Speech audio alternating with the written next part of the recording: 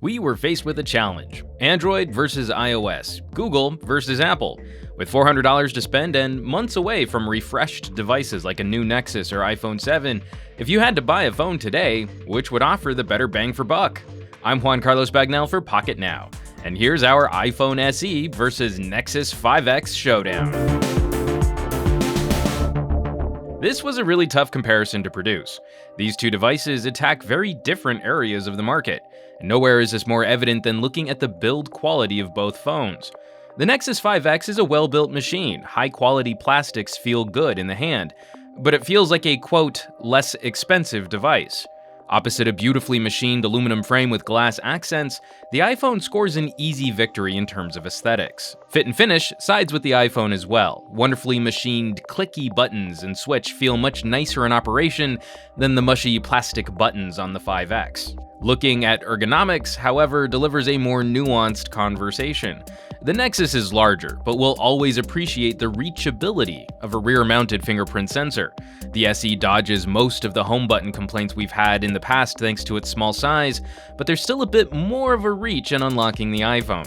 We also really appreciate an always-on sensor for quickly getting into our phones. When sliding around home screens and menus, the SE is the better one-thumb device, but the 5X's frame is compact enough for most folks to go one-handed, even those of us with tiny little hobbit hands. Moving to the technology on board, these two divide up wins in a number of key areas. First of all, we get to cheat one win for the Nexus as this $399 price moves us up to the 32GB model, while the iPhone SE is stuck at a depressingly claustrophobic 16GB of storage. No fun at all for people who want to carry a lot of music or use their cameras frequently. Both phone screens are LCDs, though to our eyes, the iPhone might be just a touch brighter outdoors. The iPhone SE uses the same Retina resolution as the original iPhone 5, just under 720p, while the Nexus moves consumers up to a proper 1080p screen. Even though the 5X is a larger slab of glass, it still has the higher pixel density for crisper images and text. While both phone cameras look similar on paper, in actual operation the iPhone ekes out a subtle lead.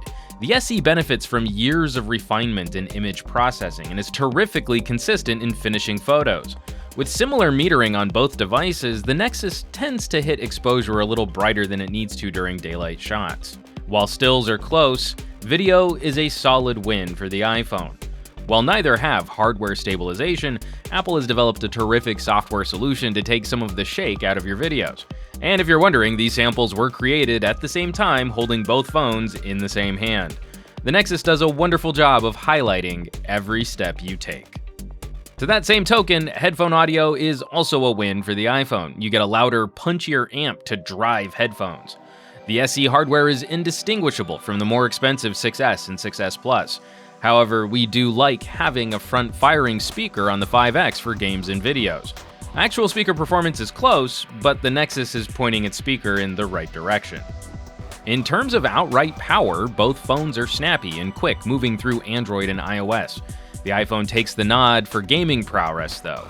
Combining the iPhone 6S chipset with a lower resolution screen makes this thing a gaming beast. The Qualcomm 808 in the 5X is just unable to keep up with more demanding titles like Marvel Future Fight. But what good is powerful gaming performance, a high-resolution screen, or killer audio if your battery can't keep up? For having a significantly larger battery, we were disappointed to see somewhat mediocre battery life on the 5X when looking at usage benchmarks. Our media test streaming 30 minutes of HD video over Wi-Fi at 50% brightness resulted in 10% drain on the 5X. The SE was able to coast through this same test, sipping only 3%. In more anecdotal usage, both phones can make it to dinner time, but we consistently had more battery to spare on the iPhone. And for the rest, these two phones fight for ties. On software, both phones come relatively bloat-free. Funnily, the iPhone might come with more services preloaded which people might not use.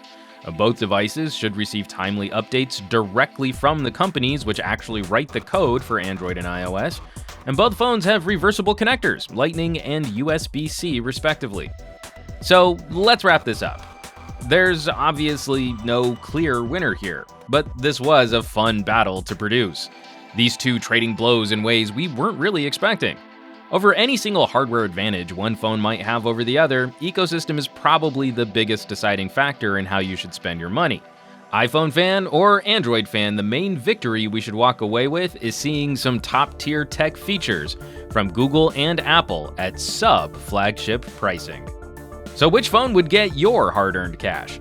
Hit the more info icon to vote in our poll, and drop us a comment below. Hopefully we can get into some fun debates.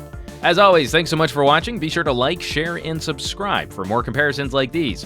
For Pocketnow, I'm Juan Carlos Bagnell. You can chat me up on Twitter and Instagram as Some Gadget Guy, and I will catch you all on the next video.